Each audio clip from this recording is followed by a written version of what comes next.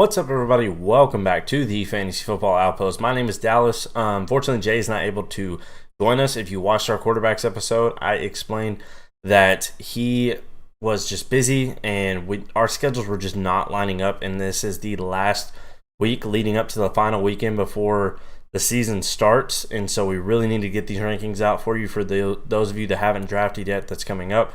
Wanted to get these out, and so I'm going to go ahead and run through all of them solo. But that being said, these are our consensus rankings between the two of us, and so they are based off of both of us, and I go through and explain each. This is our running backs episode, so we're going to go ahead and kick things off. We did things a little bit different this year, as I said in the quarterbacks, and we'll say in the next ones, is we kind of fall more in line where a lot of people are starting to give you tier-based rankings, so that if you miss on a guy, it's based on tiers and not necessarily 1 through 10 or 1 through 20 and so on. So you have guys that are similar and can be interchanged with each other based on your own personal beliefs. Or if you miss out on one, you still have the other and so on. ADP might play into a factor on why you take one over the other. So tiers help you kind of gauge where we have these players at. Before we get into this, I do want to mention that this is full PPR. For those of you who weren't sure, this is full PPR rankings. And so starting things off, we have our tier 1 running backs, and that is, we actually work consensus on all three of these guys in the order of Christian McCaffrey at number 1, Alvin Kamara at number 2, and Dalvin Cook at number 3. Christian McCaffrey is obvious. There's really not a whole lot to get into this. When he was here last year, he absolutely delivered on it. I would say for somebody coming off of an injury, he's one of the most comfortable situations you could ask for. He was healthy enough to come back last year towards the end of the season, but the team had no reason to bring him back, so they actually just let him sit, and then so he had more rest than we were expecting, and he had his whole off season to rehab. Training got right, and the few times we did get to see him last year, nothing changed. So the belief in Christian McCaffrey should still be the same, and I think this whole offense as a whole is going to take a step forward. I personally believe in Sam Darnold, so I do think that he's going to be a little bit better than what they had out of Teddy Bridgewater last year, and so full steam ahead Christian McCaffrey. There's not really a whole lot to say on that. The next two are interchangeable. There's going to be a lot of people that have Dalvin Cook at 2 and a tier break there, and then Alvin Kamara.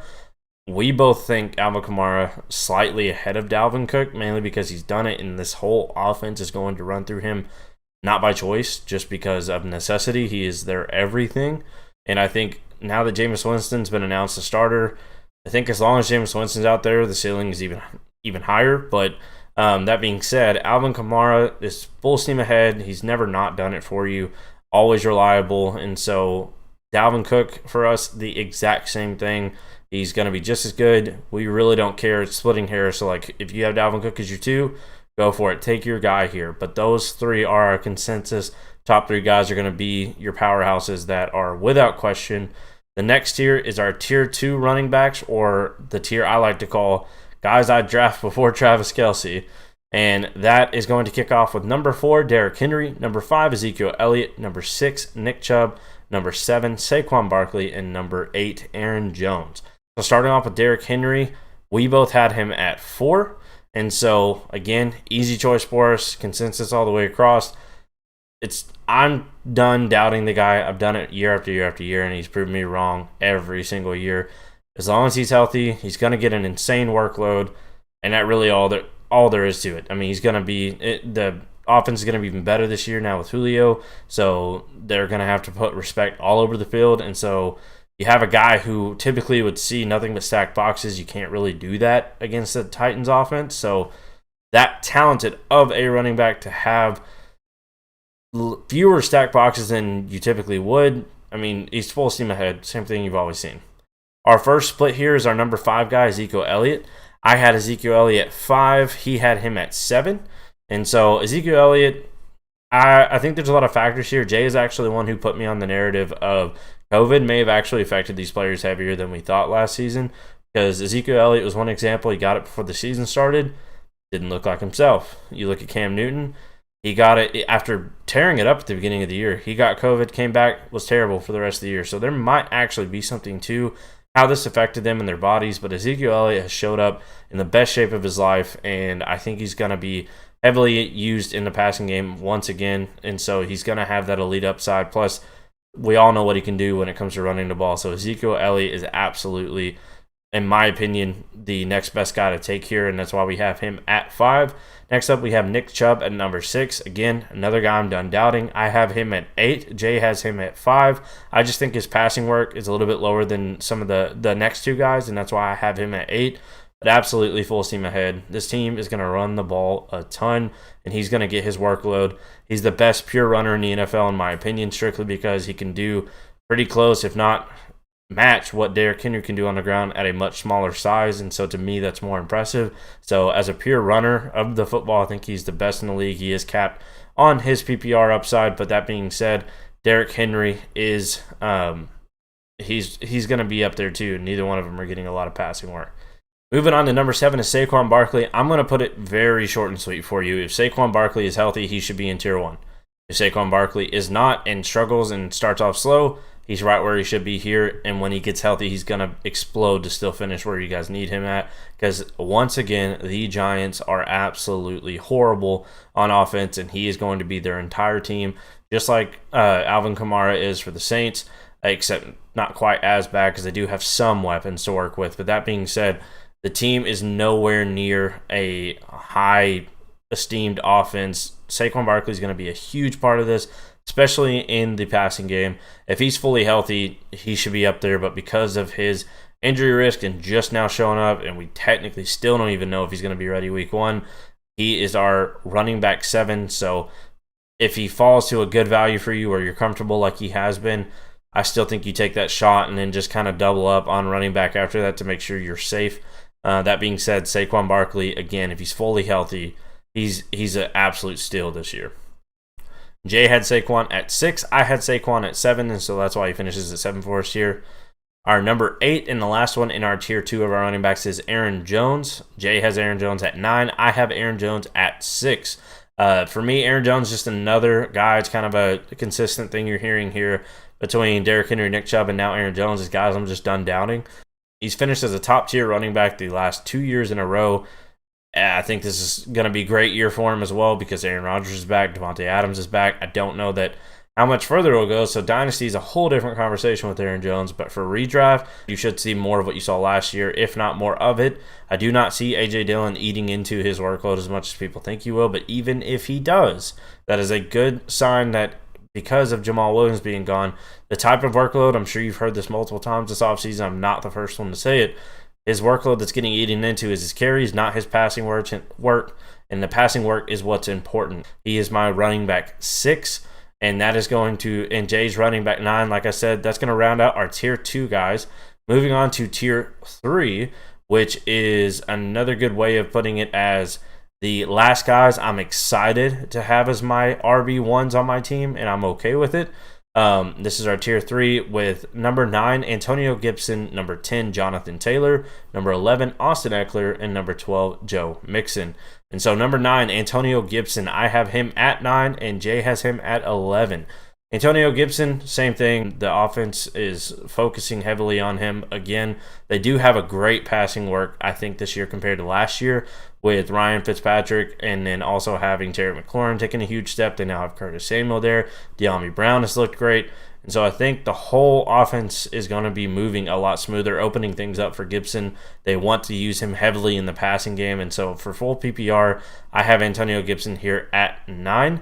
And moving on, we have Jonathan Taylor. Jonathan Taylor is somebody neither one of us was very huge on. I have him at 11. Jay has him at 8. Neither one jumped on ship at the beginning of the offseason where people were taking him top 3, and Dynasty is arguably the number 1 overall running back. Neither one of us were kind of on that wave, but we both kind of agree that he's reached a point in drafts where he's actually kind of a good value, getting him there in the second round a lot of times. And so I'll absolutely take him as my RB1 in the second if he's the best available after I take like Travis Kelce or somebody like that in round 1. Any of these guys are guys I'm happy with after I take Travis Kelce. I won't take any of them before him in this tier. But Jonathan Taylor should be heavy use on the ground. One of my main arguments I've had with Cam Akers about how people are hyping him up about how, let's go buy him now and his price is nobody's ever came back from the Achilles as a running back and actually succeeded. Again, I hear the argument all the time is nobody as talented as Cam Akers has done it. To me, I'll say the one thing I've always said is your talent on a football field has nothing to do with you being an anatomical anomaly. The injury is what it is. The muscles do what they do. The tendons do what they do. And just because you're really good at running and carrying a football has nothing to do with how that muscle works and heals. And so I really do hope he comes back strong. But my whole point in mentioning that about Cam Akers is it wouldn't be fair to me to apply that to Cam Akers and not also apply that to a much lesser running back in Marlon Mack.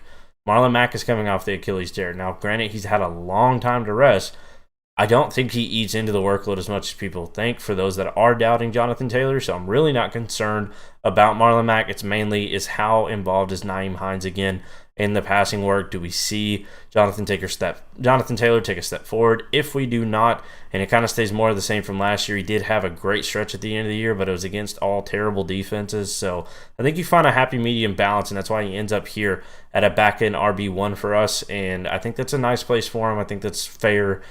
Sure, he has upside to finish higher, but I think he's a really, really safe bet to finish right at that fringe RB1 back end there. So moving on to our number 11 in Austin Eckler. I have Austin Eckler a little bit lower than most people, down at 13, and Jay has Austin Eckler at 10. I actually did have Austin Eckler a little bit lower, and I just felt like I was disrespecting him because of what he's done in the past, and it being full PPR. He should see a heavy workload. He missed a lot of the season last year, and when he came back, he wasn't anything like over the top. The one thing that was consistent was his pass catching work. And so I don't think he's going to see the goal line work. I think he's strictly worked himself into the top 12 guys because it's full PPR. I would not have him here, and I'd have him even lower if it wasn't. But that being said, Austin Eckler is a very safe bet. He's probably the one I'm least comfortable with in this tier as my RB1, but I absolutely am still okay with it. And so I have him at 13. Jay has him at 10.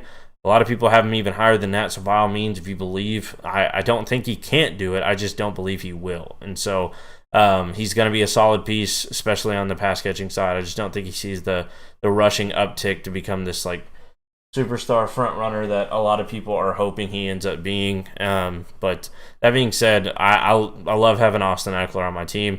He's one of my favorites. If I can grab one of the top guys and turn right around and grab Austin Eckler in a second for a 1-2 punch at running back, it's one of my favorite things I can do. And so we're going to move on now to our last RB1, which is Joe Mixon at number 12. Joe Mixon we both have at number 12, so we're pretty much on the same page. He's going to get an absolutely astronomical workload. It's just a matter of how big that workload is this year, depending on how much of a step forward that Joe Burrow takes in this offense. But Giovanni Bernard is now gone, so nobody should be eating into that passing work that we've been waiting on year after year after year. As we all know, he can do it. The question was always, will he get the opportunity to do so? And I think he actually does this year. He's one of the safest bets you can make at running back, and the last guy that I'm excited to have as my RB1. But definitely prefer him as an RB2. And so that's going to finish out our tier 3 running backs as well as our RB1s, finishing at 12 there. So we're going to go ahead and move on to our tier 4 running backs now. So here in tier 4, another tier that I like to dub as the last guys that I am comfortable having as my RB1, but not necessarily excited about. And this first one is kind of a mix. This is the first one that we ran into a big discrepancy on. Is I personally would actually have him up in that last tier where I am excited to have him as my one. But Jay's a lot lower on him than me is Najee Harris at number 13.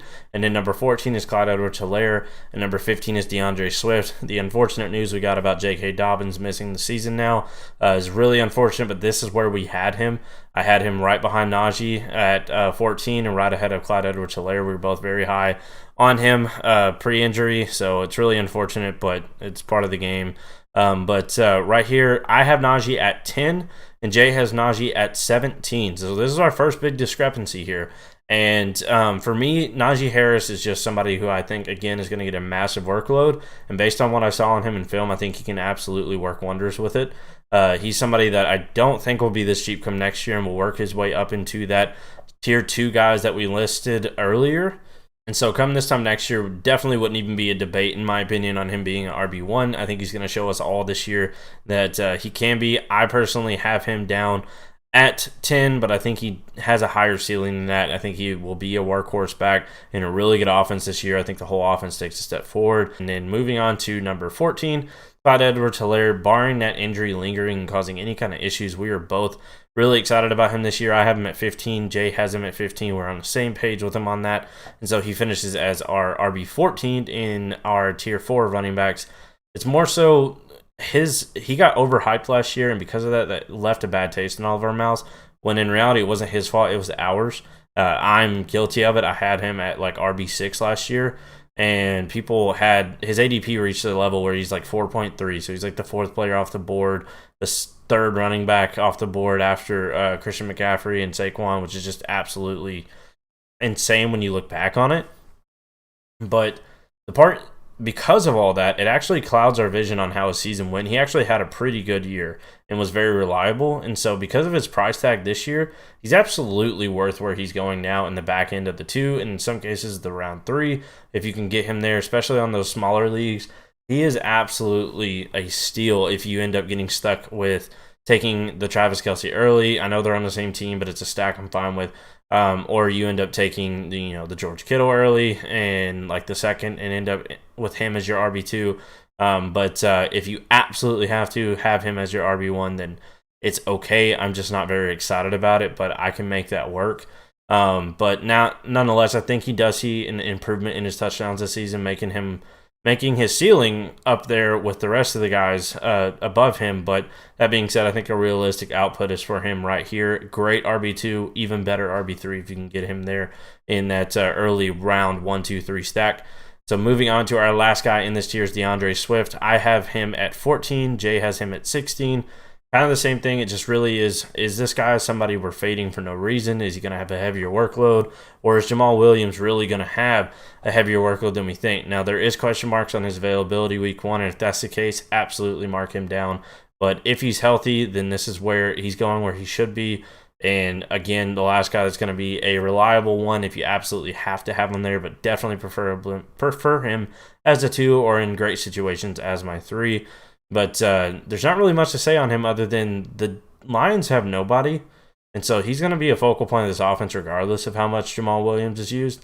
And so I think he's a safe bet to deliver on his draft capital, especially in PPR formats. He's a great pass catcher. A lot of people had him as their best back last year, including myself going into the draft. And then after the draft, it kind of mixed everything up.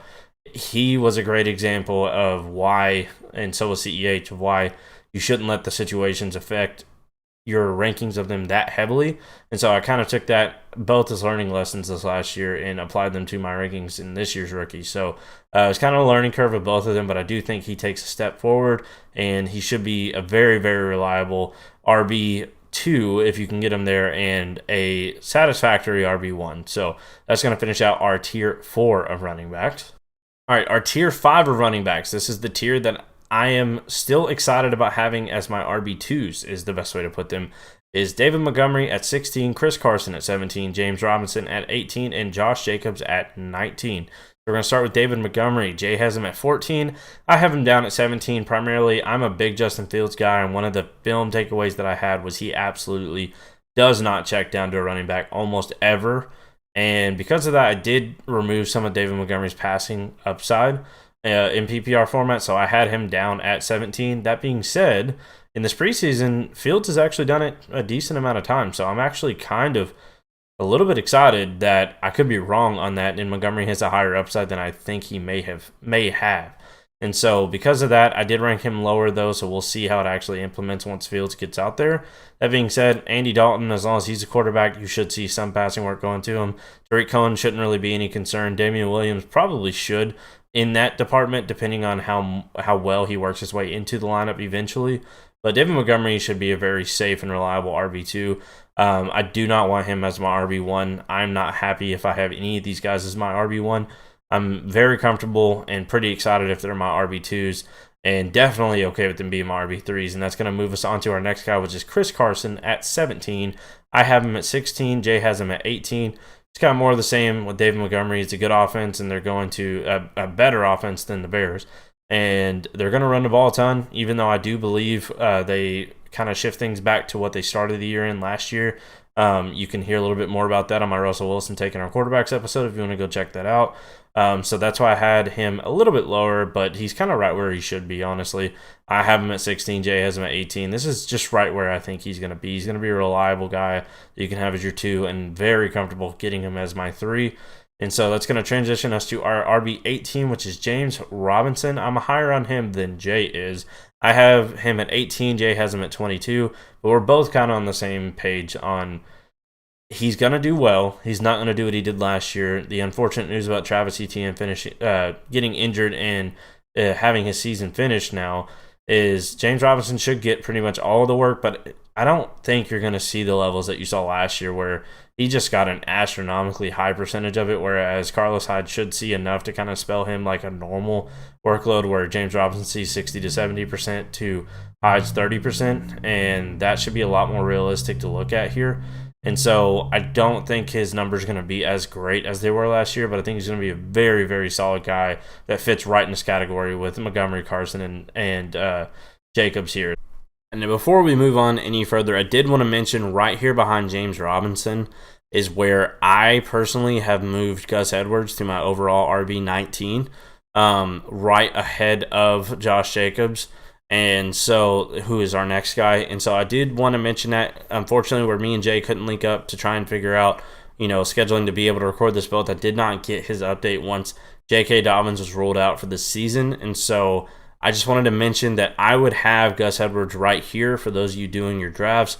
This is where I put him at. If his hype goes above this, I'm not interested. But if his cost still stays as low as it is, he's absolutely going to be a steal in your drafts. So I felt it was important to make sure we mention that about Gus Edwards before we move on to Josh Jacobs. So just make sure you keep an eye out for him on what his values are and pull that trigger if you have to, because he's definitely going to be a great value and should see a significant heavy workload. And so definitely keep an eye out for him. So that's going to move us to Josh Jacobs, our last one here. Jay has Josh Jacobs at 19. I have him at 21. More of the same, except now you can draft him with comfortability without worrying, because in the years past, you drafted him high because he could finish high. He finished as the RB8 last year, but now that question mark of will he get the passing work? Will he get the passing work? Kind of the question we always had with Mixon. And now it should ideally be a sure thing that he won't, now that Kenyon Drake is there. Kenyon Drake should be their third down back. I think any kind of check downs and stuff like that's going to go, especially if they're out there in 2 RB sets. So Jacobs is going to be a really reliable guy on the ground who's going to run, and he's going to be ranked higher in non-PPR formats, but in PPR, he's going to be a safe bet as your RB2 if you absolutely have to. But that being said, I do not have very high hopes for him finishing much higher than this unless the whole offense takes a major step forward and he sees a lot of touchdowns. I just don't see that being the case. So that's going to finish out our tier 5 of running back. So now moving on to our final tier here, which is tier 6, which are the guys that I really am okay with having as my RB2s, but I'm not that excited about it.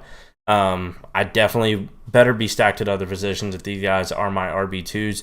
But that's going to top off with Kareem Hunt at 20, Mike Davis at 21, Darrell Henderson at 22, Javonte Williams at 23, and Trey Sermon at 24. And so Darrell Henderson was in the tier above, but the news when they signed Sonny Michel, it is going to eat a decent way in his workload, so that knocked him down to here.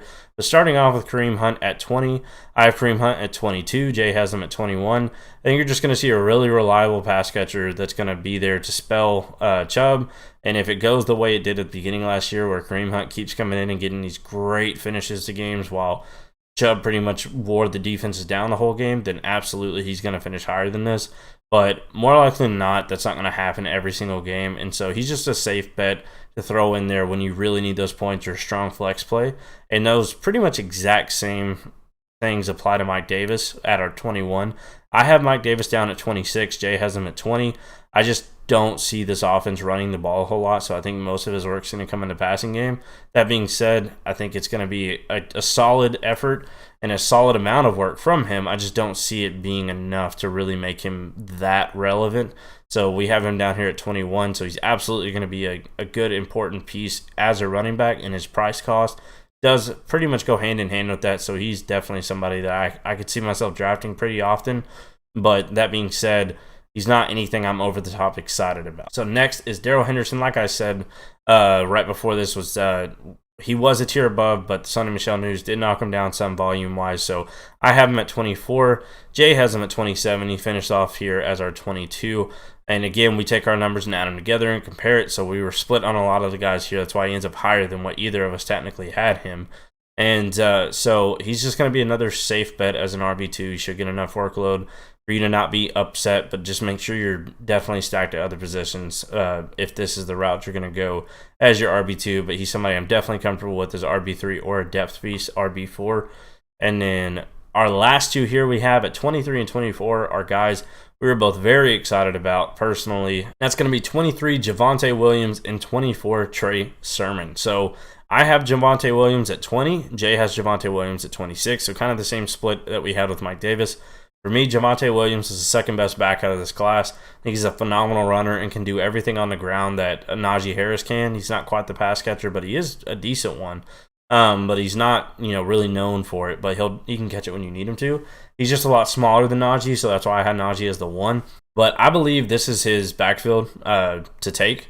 I think early on you'll see a pretty even split between him and Melvin Gordon, but I think pretty quickly he's going to end up taking that position and have that Nick Chubb rookie season. And those examples of guys who were drafted and they start the season as a backup and then their talent eventually works their way up into being the main guy, and you're going to want to have them on your team. And so Javonte Williams is somebody who I really love getting if I'm strong at running back and have the extra space to do it. I've been taking him where I can, especially with his draft cost. As long as it stays where it's at, I'm okay with it. If it keeps rising, he's going to reach a threshold where I really don't want somebody that's costing me that level of a talent just to sit on my bench until he's ready, even though he's going to be a league winner. So he might end up being somebody you should definitely trade for after a couple weeks of Melvin Gordon kind of getting the main role and somebody being disappointed with what they drafted and really scrambling trying to find some pieces to help. And so he should be a big trade target for everybody that is going into their drafts. Once the drafts are over, give it a few weeks and then go try to get him. But if his price drops low enough or you're stacked enough at running back to where you're comfortable doing it, absolutely pull the trigger on Javonte. I'm a huge believer in the talent, and he should be on just about everybody's team that he can be. He's going to be a league winner, that guy you really want. There's always that rookie running back just about every year that everybody tries to pinpoint, and I think you might have 2 this year, and the next one is Trey Sermon, who we have rounding out this last year, rounding out our RB2s at 24, and we both have him at 23 overall. I am personally a lot higher on Raheem Mostert than Jay is. I have him at 28. Jay has him a lot lower than that, so much that I didn't even get a chance to see where he had him. But I think the 49ers are going to be still a heavy running team, and so this is a team that runs the ball almost 400 times. You can have 2 running backs that have close to 200 carries on this team, and I think Trey Sermon is going to be the beneficiary. And my whole point with Trey Sermon that I said is, what do you believe in him? Do you believe he becomes the 1? And if so, when Jeff Wilson comes back, he's not going to hurt him. If he's still the 2 behind Raheem Mostert, when Jeff Wilson comes back, I do think that can affect his goal line upside and some of his volume. But that being said, he's still going to be the 2. It's just the 2 on this team is who Jeff Wilson's going to hurt, in my opinion, once he's healthy. And so if Trey Sermon can work his way up to being the 1 by then I think it's Mostert that ends up getting hurt by Wilson. And I do believe Trey Sermon can do that. This is more so a question, will he? And his price is right around Raheem Mostert's.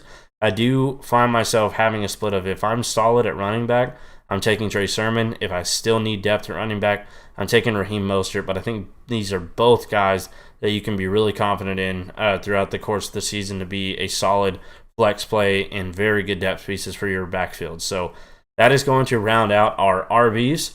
That being said, thank you guys so much for watching. We will see you in the next one. Make sure you check out all these rankings. We're trying to get them out for you before the drafts this weekend. These are consensus between me and Jay.